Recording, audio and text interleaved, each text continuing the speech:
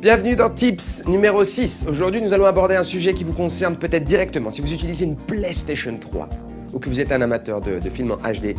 Le Blu-ray. Un truc que je comprends. Oui, le Blu-ray, je sais ce que c'est, j'en ai plein chez moi. Le Blu-ray a été conçu par Sony dans le but d'enregistrer des émissions de télé en HD.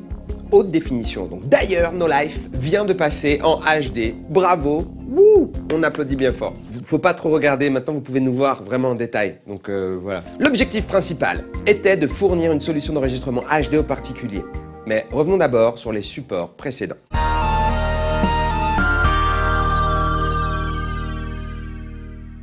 Les supports optiques standards disposent d'un diamètre de 12 cm et leur densité varie en fonction de leur application. La densité d'un support, c'est la quantité de données que l'on peut mettre dessus. CD, DVD, beaucoup. Blu-ray, un max. Et après, encore pire, ça va être fou.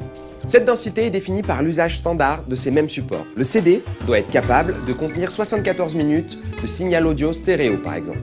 C'est à peu près 800 mégaoctets. Le DVD, quant à lui, est en mesure de contenir un film d'une durée de 2h15 minutes. Oui, on a compté. En SD, compressé en MPEG 2. Vraiment, tout est écrit là. La densité pour ce support a été fixée à c'est dur à dire. 4,7 gigaoctets, j'ai réussi.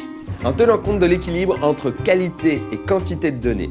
Car plus la qualité est élevée, bien sûr, plus un fichier vidéo, audio ou une image prend de la place. Comme la télé en haute définition est apparue au Japon en 2000 via le satellite, puis sur les réseaux terrestres en 2003, les besoins ont changé. Un enregistreur de DVD reçoit la vidéo, la décode, la compresse en MPEG via un encodeur, puis l'enregistre sur le disque. De la même manière, pour enregistrer un flux HDTV, un encodeur HDTV MPEG 2 devient nécessaire. Seulement en 2002, le standard Blu-ray vient seulement d'être publié et ce genre de dispositif n'existe pas encore. Il aurait fallu une DeLorean pour aller dans le futur, prendre un truc et le ramener, mais on ne peut pas, on préfère inventer le Blu-ray.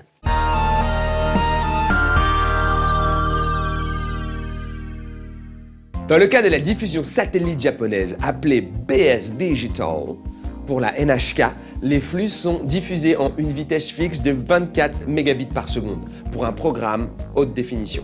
Il est également possible que ce flux soit multiplexé. Cela signifie par exemple qu'il y a plusieurs pistes audio, typiquement version originale, langue du pays de diffusion et ou stéréo plus 5.1 et ok, tu te la pètes, t'as un home cinéma, ça va, c'est bon. Il est nécessaire d'enregistrer le flux tel quel. Pareil, on prend tout. Au final, 2h15 d'enregistrement nécessite une capacité d'enregistrement de 22 gigaoctets, voire même plus. Ça représente à peu près 5 fois la densité d'un DVD. C'est impossible. À l'époque, les gars en blouse blanche faisaient...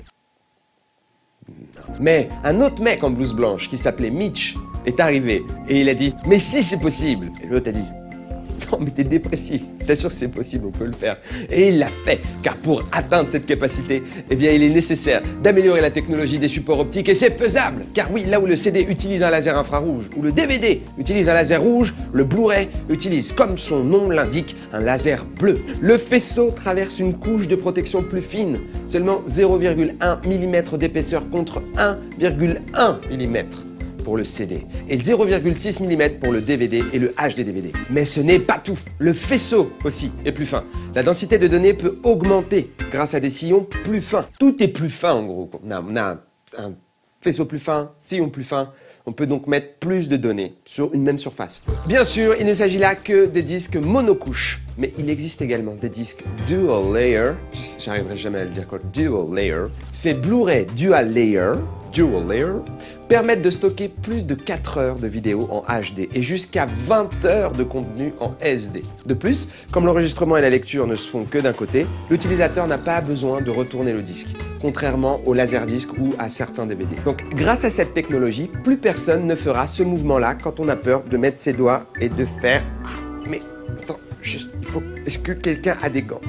Personne ne fera ça. Il existe également des Blu-ray de 100 gigaoctets. Voilà, je pense que Kevin a menti, c'est pas possible. C'est vrai, oh mon Dieu, c'est incroyable. On me dit dans mon oreillette droite, oui, il a menti. Et dans ma gauche, non, franchement, c'était vrai. Il existe, pour de vrai, des Blu-ray de 100 gigaoctets utilisant 4 couches de 25 gigaoctets. Il existe aussi des Blu-ray de 200 gigaoctets utilisant 6 couches de 33,3 gigaoctets qui permettront bientôt d'enregistrer des films en 4K. Mais ce n'est pas pour tout de suite. Parce que moi, j'en peux plus déjà. Déjà 100 gigaoctets, c'est trop pour moi.